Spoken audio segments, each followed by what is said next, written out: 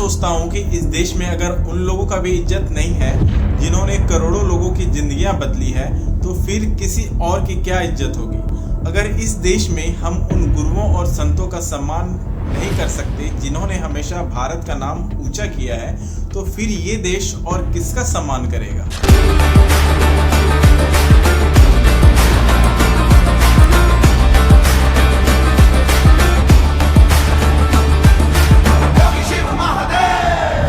अभी हाल ही में तमिलनाडु से एक मामला सामने आया है।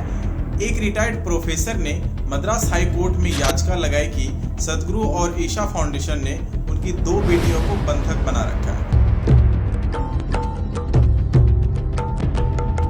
Darshan means to just behold. To behold that which is soaked in the eternal. To simply allow. तो आपको बता दूं कि ईशा फाउंडेशन आखिर है क्या। ईशा फाउंडेशन एक नॉन प्रॉफिट आध्यात्मिक संगठन है जो 1992 में तमिलनाडु, जो कि भारत के कोयम्बटूर के पास सद्गुरु यानी जग्गी वासुदेव के द्वारा स्थापित किया गया था। यह संगठन ईशा योग केंद्र का आयोजन करता है, जो ईशा योग के नाम से योग कार्यक्रम प्रदान करते हैं। ईशा फाउंडेशन ने पूरी तरह से सेवा भाव के साथ चलाई है। अब बात करते हैं उस मामले की जिसमें कहा गया है कि सद्गुरु और ईशा फाउंडेशन ने उनकी 2 बेटियों को बंधक बना रखा है। अब मद्रास हाई कोर्ट ने भी सद्गुरु से ऐसे सवाल पूछे जैसे कोई क्रिमिनल से पूछता है।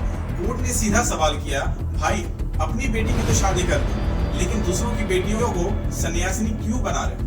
यही नहीं रुके, कोर्ट ने तमिलनाडु पुलिस को कहा, जाओ और ईशा फाउंडेशन पे जितने भी इल्जाम लगे हैं सभी को जांच करो और रिपोर्ट लेकर आओ। इसके बाद तो पुलिस के 150 जवान ईशा फाउंडेशन पर पहुंच गए, जैसे किसी धार्मिक गुरु के आश्रम में नहीं बल्कि किसी ड्रग माफिया के यहाँ छापा मारने गए। जाहिर सी बात है, इससे सद्गुरु को मानने वाले लाखों करोड़ों लोग बुरी तरह हर्ट हुए। इस सब के बाद ईशा फाउंडेशन ने भी अपनी साइड रखने के लिए सुप्रीम कोर्ट का दरवाजा खटखटाया। सुप्रीम कोर्ट में फाउंडेशन ने बताया कि दोनों बहनें अपनी मर्जी से 2009 में आश्रम आई थी। उल्टा उनके पेरेंट्स ही उन्हें पिछले 8 सालों से परेशान कर रहे हैं। इसके बाद सुप्रीम कोर्ट ने पुलिस को जांच रोकने का आदेश दे दिया और कहा, आश्रम जैसी जगह पर 150 पुलिस वाले क्यों भेजे।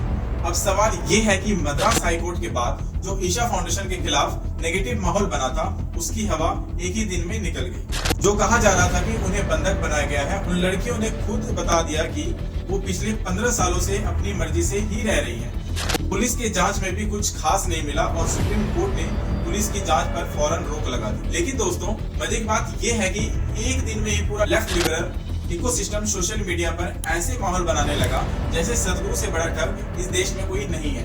वो लोग कहने लगे कि देखो, सद्गुरु ने अपनी बेटी की तो शादी कर दी और दूसरों की बेटियों को संन्यास दिलवा रहे। लेकिन सवाल ये है कि अगर इस मामले में कुछ सच था ही नहीं, तो कोर्ट, पुलिस और पूरा इकोसिस्टम एक ही आदमी के खिलाफ इतना एक्टिव क्यों हो गया? क्या सद्गुरु सच में ही कुछ गलत कर रहे हैं या लोग उनके काम से घबरा गए हैं कि उन्हें बदनाम करने की कोशिश कर रहे हैं? बॉस, सच तो ये है कि ईशा फाउंडेशन में हर साल कई लोग ब्रह्मचार्य के लिए एप्लीकेशन देते हैं, लेकिन उनमें से सिर्फ कुछ ही लोग सेलेक्ट होते हैं। ईशा फाउंडेशन के आश्रम में पिछले इतने सालों में सिर्फ 200 से 250 लोगों ने ही ब्रह्मचार्य लिया, जबकि हर साल उससे ज्यादा लोग लिंग भैरवी मंदिर में शादियां कर लेते हैं। Every year, hundreds of applications for brahmacharya comes. We just choose 8-10 people out of that, looking at various qualities and various possibilities.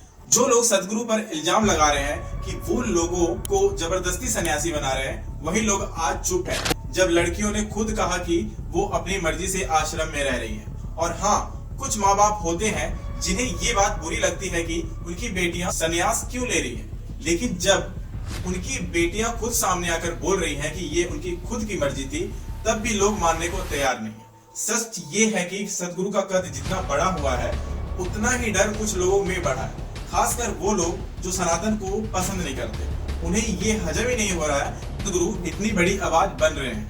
Tamil Nadu में इस वक्त एक ऐसी सरकार है जो सनातन को डेंगू मलेरिया मानती है और इसी वजह से सद्गुरु का विरोध हो रहा है। सद्गुरु खुलेआम ये कहते हैं कि मंदिरों का कंट्रोल सरकार के बजाय हिंदुओं के पास होना चाहिए। इस बात पर पॉलिटिशियन का एक बड़ा तबका सद्गुरु से खफा है। उन्हें ये बर्दाश्त ही नहीं कि सद्गुरु ऐसे मुद्दे उठा रहे हैं। यही वजह है कि कुछ लोग लगातार सद्गुरु पर बेबुनियाद इल्जाम लगाते रहते हैं।